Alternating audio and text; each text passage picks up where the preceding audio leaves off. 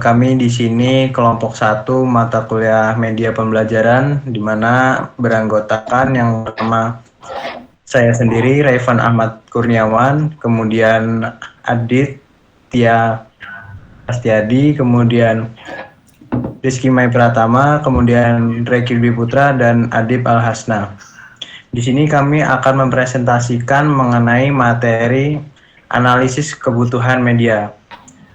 Untuk materi yang pertama akan disampaikan oleh saya sendiri, di mana di dalam analisis kebutuhan media di sini terdapat ada analisis kurikulum, di mana isi dari analisis kurikulum adalah kejelasan media dengan tujuan pembelajaran, kemudian kesesuaian media dengan KIK dan IPK, kemudian kesesuaian media dengan materi, kemudian konsistensi tujuan materi dan evaluasi. Kemudian yang selanjutnya analisis kebutuhan. Untuk analisis kebutuhan di sini terdapat kesesuaian karakteristik sasaran media, kemudian media pembelajaran yang menarik, kejelasan pesan melalui media pembelajaran, mudah digunakan oleh peserta didik, dan memudahkan pemahaman. Untuk materi yang selanjutnya akan disampaikan oleh Saudara Adit. Kepada Adit dipersilahkan. Baik, terima kasih Ivan. Apakah sebelumnya suara saya terdengar? Terdengar Adit. Sudah. Baik. Yang dibawakan itu adalah analisis kebutuhan. Itu kita bisa lihat di analisis kebutuhan ini, yang pertama itu adalah sesuai teknologi dan lingkungan, yang berarti teknologi dan lingkungan mengadaptasi untuk sesuai kebutuhan. Lalu yang kedua itu mudah digunakan oleh siswa. Kalau saya bisa simpulkan teknologi dan lingkungan, lalu mudah digunakan oleh siswa, berarti bisa handphone ya. Lalu untuk itu ketiganya keamanan media untuk siswa, keamanan media untuk siswa, handphone pun masih termasuk, dan memudahkan pemahaman. Memudahkan pemahaman dalam artian itu berarti seperti PPT atau pembelajaran menggunakan media. Baik, ini untuk selanjutnya.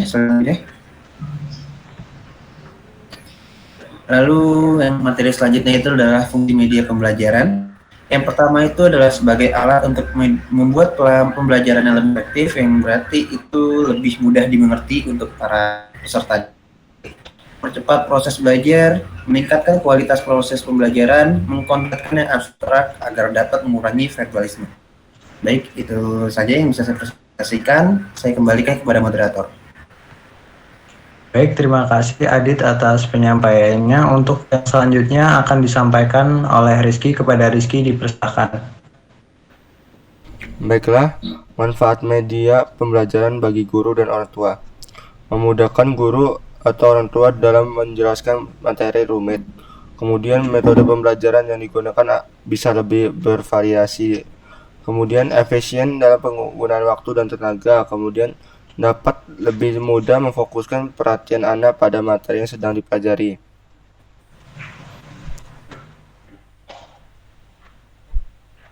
Next.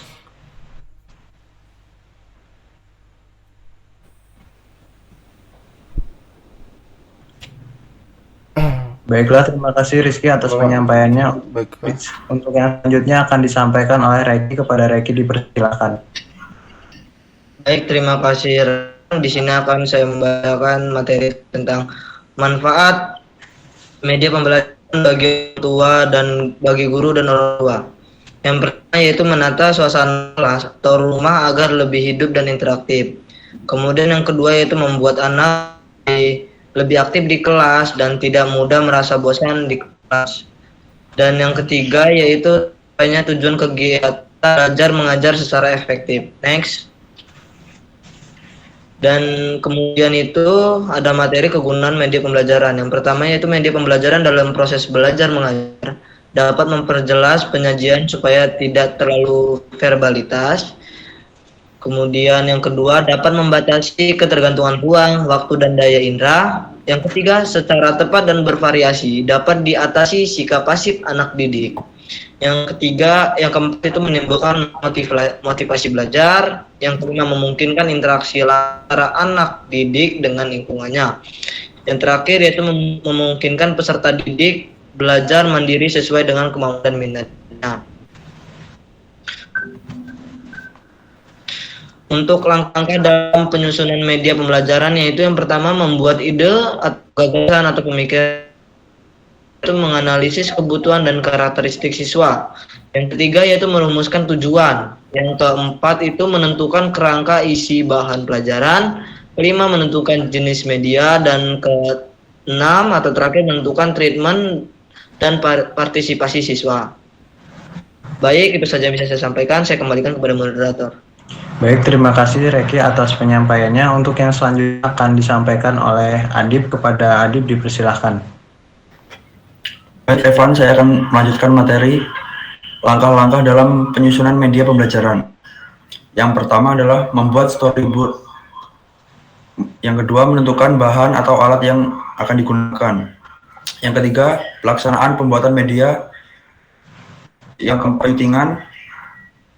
Yang kelima, uji coba jika mungkin dilakukan. Yang terakhir, melaksanakan kegiatan dan mengevaluasi media pembelajaran. Itu saja yang dapat saya sampaikan. Baiklah, terima kasih Adib atas penyampaiannya.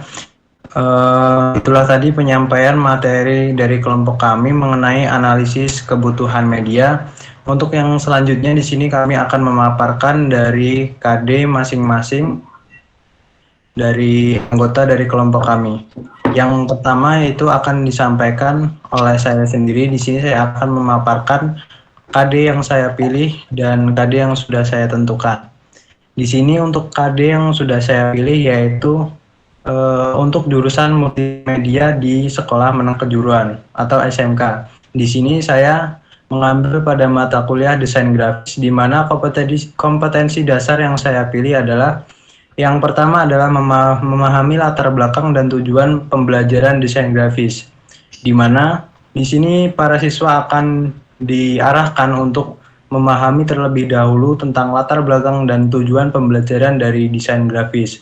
Kemudian yang kedua, memahami perkembangan teori pembelajaran desain grafis, di mana di sini para siswa diarahkan untuk memahami terlebih dahulu beberapa perkembangan yang mungkin muncul di setiap generasi dari teori pembelajaran desain grafis. Kemudian yang ketiga di sini adalah mendiskusikan berbagai format gambar dalam desain grafis. Di sini para siswa diarahkan untuk dapat memahami atau mengerti berbagai macam format gambar yang ada di dalam desain grafis. Kemudian yang keempat, mendiskusikan dan membuat desain berbasis gambar vektor. Di sini para siswa diarahkan untuk dapat mempraktikkan atau menggunakan software desain untuk dapat membuat gambar vektor. Vektor dengan menggunakan fitur efek pada Photoshop, di mana di sini para siswa diarahkan untuk dapat mengenal software Photoshop untuk memanipulasi gambar yang sudah ditentukan pada KD ini. Kemudian yang keenam adalah memahami unsur-unsur tata letak berupa garis, ilustrasi, tipografi, warna, gelap, terang, dan tekstur dan ruang. Di mana di sini para siswa diarahkan untuk terlebih dahulu memahami dasar-dasar atau unsur yang paling dasar dari sebuah desain grafis. Untuk KD yang ketujuh yaitu memahami berbagai fungsi dan unsur warna CMYK dan RGB. Di mana di sini para siswa diharapkan dapat memahami kegunaan ataupun fungsi dari warna RGB dan CMYK. Kemudian yang KD yang ke-8 yaitu memahami penggunaan aplikasi desain grafis, Photoshop dan CorelDRAW, di mana di sini para siswa diarahkan terlebih dahulu untuk memahami software-software yang paling dasar untuk membuat sebuah desain grafis, yaitu saya memilih software Photoshop dan CorelDRAW. Itulah tadi pemaparan dari kompetensi dasar yang saya pilih. Untuk kompetensi dasar yang selanjutnya yaitu Saudara Adit, silakan dipaparkan untuk KD yang dipilih. Baik, terima kasih Raifan untuk kesempatannya. Saya akan menjelaskan untuk KD yang saya pilih. KD yang saya pilih itu adalah mata pelajaran animasi 2 dimensi dan 3 dimensi. Pendidikan untuk mata pelajaran ini adalah SMK atau Sekolah Menengah Kejuruan. Lalu materi pokok ini adalah prinsip dasar pembuatan animasi 2D. Kompetensi dasar dan indikator pencapaian kompetisi yang akan saya lakukan itu adalah kompetisi dasarnya. Yang pertama, memahami prinsip dasar pembuatan animasi 2D vektor. Dalam kompetensi dasar ini bertujuan untuk mencapai kompetensi. Yang pertama, itu menerangkan pengertian animasi 2 dimensi. Yang kedua, mengurutkan jenis prinsip-prinsip pembuatan animasi 2 dimensi. Lalu kompetensi dasar yang kedua itu adalah menyampaikan prinsip dasar pembuatan animasi 2D dalam kurung vektor. Lalu indikator pencapaian kompetensi dasar tersebut, yang pertama itu melakukan kajian fungsi prinsip dalam animasi 2 dimensi. Lalu yang kedua, mempresentasikan prinsip-prinsip pembuatan animasi 2 dimensi. Untuk tujuan pembelajaran kompetensi dasar ini, itu untuk jadi siswa itu dapat menguasai prinsip dasar animasi 2 dimensi dengan baik. Lalu pengertian animasi 2 dimensi dengan benar, itu siswa diharapkan untuk bisa mengerti tersebut. Lalu juga dapat mengurutkan jenis-jenis prinsip pembuatan animasi 2 dimensi dengan baik. Lalu juga untuk melalui praktek, siswa dapat mempresentasikan prinsip-prinsip pembuatan animasi 2 dimensi dengan tepat. Lalu untuk metode pembelajaran yang akan saya lakukan itu adalah pendekatan student center. Pendekatannya itu melalui student center. Modelnya itu discovery learning, dan yang metodenya itu diskusi, informasi, dan demonstrasi antar para murid. Lalu alat yang akan digunakan itu adalah pertama itu laptop, komputer, LCD, video. Bahannya itu adalah PPT dan bahan ajar. Sumber belajarnya itu adalah file modul animasi 2D dan 3D. Sekian kompetensi dasar dari saya kembalikan kepada moderator. Baik, terima kasih Adit atas penyampaian kompetensi dasar yang dipilih. Untuk yang selanjutnya yaitu kepada Saudara Rizky dipersilahkan untuk menyampaikan kompetensi dasarnya. Baik, moderator. Kompetensi dasar yang telah saya buat adalah tentang untuk jurusan RPL di Sekolah Menengah Kejuruan, simulasi dan komunikasi digital.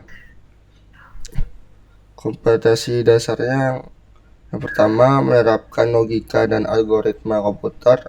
Di sini siswa diharapkan memahami logika dan algoritma yang berada di dalam komputer. Yang kedua, menggunakan fungsi-fungsi perintah.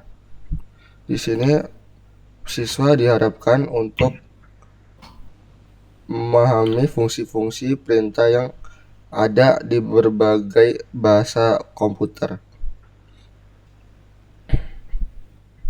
Yang ketiga, mengevaluasi paragraf, deskripsi, argumentasi, naratif, dan persuasif. Di sini siswa diharapkan memahami tentang paragraf, tentang aturan-aturan bahasa dalam komputer. Di sini kemudian menerapkan teknik presentasi yang efektif. Nah, di sini siswa diharapkan untuk melakukan presentasi yang efektif dan tidak memakan waktu yang cukup lama. Baiklah, saya kembalikan kepada moderator. Baiklah, terima kasih Rizky atas penyampaian kompetensi dasar yang dipilihnya. Kemudian yang selanjutnya adalah Saudara Reki, dipersilahkan untuk menyampaikan kompetensi dasar yang dipilih. Baik, terima kasih moderator. Di sini dimana saya akan mengambil media pembelajaran di Sekolah Menengah Kejuruan atau SMK, yaitu mengenai pemrograman web berbasis HTML. KD yang pertama yang saya ambil yaitu dimana mengajarkan siswa untuk mengerti mengenai HTML dan lain sebagainya, yaitu mengenai pengertian, manfaat dan kegunaannya. Untuk KD yang kedua yaitu di mana mengenai apa sih KD kedua yang saya akan ambil, yaitu di mana siswa akan diajari mengenai cara membuat paragraf dan membuat tulisan menjadi bold, miring, underline. Kemudian KD yang ketiga yang saya ambil yaitu membuat garis horizontal, vertikal dan lain sebagainya. Untuk KD yang ketiga yaitu KD yang ketiga yaitu siswa diharapkan untuk diajarkan itu untuk membuat tulisan menjadi berwarna dan lain sebagainya. Mungkin itu saja KD yang bisa saya sampaikan. Untuk selanjutnya akan dijelaskan secara teratur nantinya. Baik, saya kembalikan kepada moderator. Baik, terima kasih Reki atas penyampaian kompetensi dasar yang dipilih. Untuk yang selanjutnya yaitu Saudara Adib, dipersilahkan untuk menyampaikan kompetensi dasar yang dipilih. Baik, saya akan menjelaskan KD yang saya pilih adalah KD Teknik Komputer dan Jaringan. Pertama yang akan saya terapkan adalah menerapkan elektronika dasar seperti kelistrikan, komponen elektronika, dan skema rangkaian elektronika. Yang pertama yang dijelaskan adalah elektronika dasar, dan yang kedua menjelaskan dasar-dasar elektronik, dan yang ketiga menyebutkan komponen-komponen elektronik seperti pengetahuan tentang teori kelistrikan. Pertama seperti besaran tegangan atau voltage, yang kedua besaran arus, yang ketiga besaran daya, dan yang keempat besaran resistensi.